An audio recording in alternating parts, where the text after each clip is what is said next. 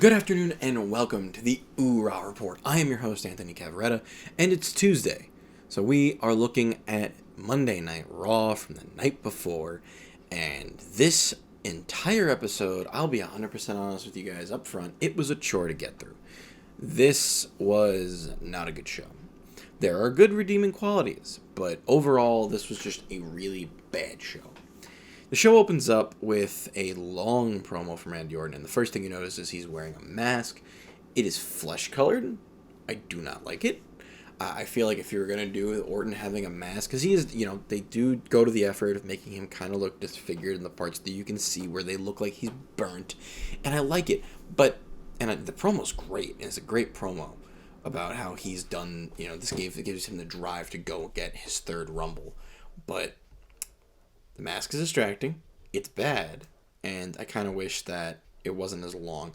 And if this doesn't end up being a Firefly Funhouse match at Mania, because you can really do a lot with a Firefly Funhouse match at Mania between The Fiend and Randy Orton. Hell, you did it with John Cena with completely less build, and now that you have even more storytelling with Orton, it would be really good. So I'm kind of looking forward to that, but if it doesn't end up being that, I'd like to see where they go with The Fiend, especially what we hear later on with Alexa Bliss, because there's some really good stuff that comes out of this episode of Raw. There are 3 good things that come out of this episode of Raw, which is really telling for how the show goes. And after that, we get another fucking page out of how WWE can't figure out what to do with their damn women's division, as we get Charlotte Flair versus Peyton Royce. And because Peyton Royce is tag team partners with Lacey Evans for some reason, because, breaking up the Iconics was a good idea, and you have that, and now Lacey has basically said, basically shown how she's with Ric Flair all the time, like, you gotta be, styling and profiling. Yeah, in kayfabe, it basically means you're banging Ric Flair. Great. I'm so glad that we dragged Rick out of pseudo retirement, because this is what this is. This is him needing a paycheck. And the man just got out of the hospital for a health scare, and we're going to put this man on Raw every week. Good job, WWE. You're really doing your best with him. And this segment sucked. The match is good. Lacey comes out. She distracts Charlotte. Charlotte still wins, because of course we have to have Charlotte win. And Charlotte wins low. And of course Peyton loses for a 4th week in a row, and it just really pisses me off that you broke up the Iconics. They're doing their own separate tag team stuff on Raw and SmackDown. The entire Charlotte, Lacey, Flair thing is just dumb. And I'll be saying that a lot on this episode, because there's a lot of, dumb stuff on this episode of Raw. And it reeks of just poor writing. And yeah, of course, this fucking segment sucks. It's the 2 things that I've been hating on every week, because there's no reason for the storyline to exist. But it does, and it bothers me, because you could have easily just had these 2 have a match, have a good match, cable match, or a completely different storyline, and we would have been fine. But no, we have to drag out Ric Flair, be like, ooh, 16-time world champion, ooh, look, it's Ric Flair, with Charlotte. And they don't fucking, we know that these 2 haven't gotten along in the past. She disowned him at a point a few years ago, but no, we still have to do this, and it's annoying that we still have to do this. But I digress. And after that match, you get another crap thing where Retribution beats up Xavier Woods. That's all I'm going to say about it, because Retribution is a waste of your time. And I get it. Xavier Woods has no backup because Big E's on his own and Kofi's hurt. So what the hell? What the heck are you doing in Retribution? Now you decide to book them on TV? Now, after you've beaten them to a pulp the past few weeks? Really? God, this show was hard to get through. It was just rough. Because you have that, and it looks like it feels like it's a copy and paste from last week. Same matches, similar matches every lessons from last week. And then the good thing was the Randy Orton, Alexa Bliss, and Fiend stuff. That's it. Everything else you could skip over, in my opinion. And after that, you get a really good segment between Alexa and Asuka. Why Asuka's here, I do not know. But they kind of build. Alexa does announce she's in the Rumble, and I guess this was a good place to put Asuka, if any, because she's not doing anything on Raw at the moment. And yeah, Alexa's in the Rumble, and if she doesn't win, I will be fascinated. I don't think she's gonna win, but you put her in. I don't know how you don't have her win. She's the hottest commodity in the women's division at the moment.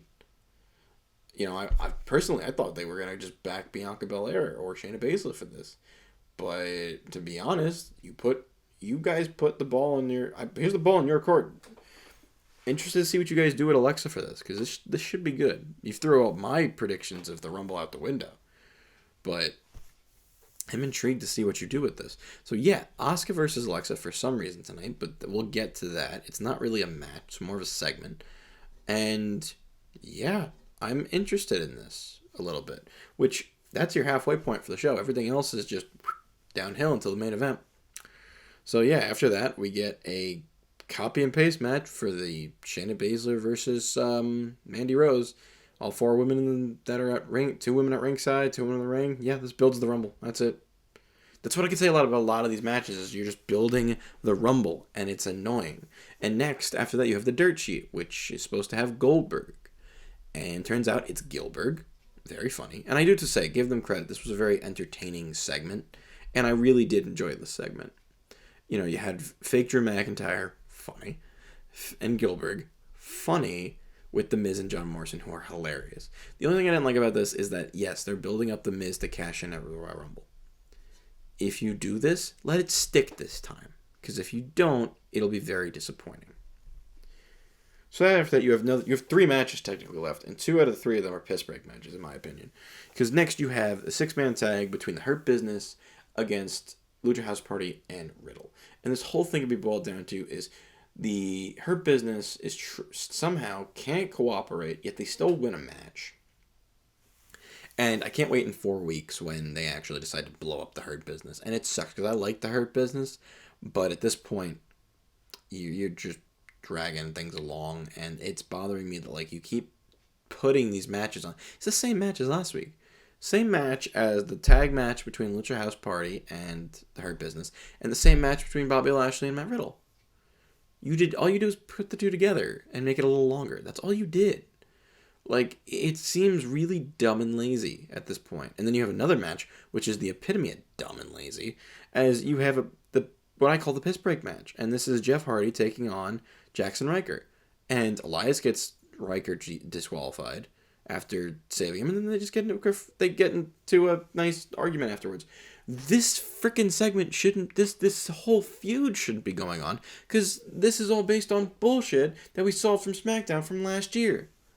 But no, we gotta keep this going. Why? I don't know. Jeff looks miserable. Jeff Hardy looks miserable on television. Like, he looks so unhappy to be there. This is just a paycheck for him, and it really breaks my heart, because he's so good. And I think he does have a year or 2 left in the tank. But he'd be doing so much better elsewhere. And then at the end of the night, you have the only other redeeming thing, and that is Asuka taking on Bliss. And this is short but good. It's effective, as it's just to be creepy. You know, this whole thing is to scare, everyone. You know, Alexa goes into a fiend mode, their lights go out, she's in all black, she's like rubbing her lipstick everywhere, does the Sister Abigail, and just ends the match there. And it's good. This was good. The 3 points of Raw, the beginning, the middle, and the end, were good. But getting there was a problem. So yeah, I'll be honest, this was the worst episode of Raw I've reviewed since starting the Raw Report here on the OOH-RAH Report. And yeah, I get it. You know, you're building up to a pay-per-view, but this is not how you build to a pay-per-view.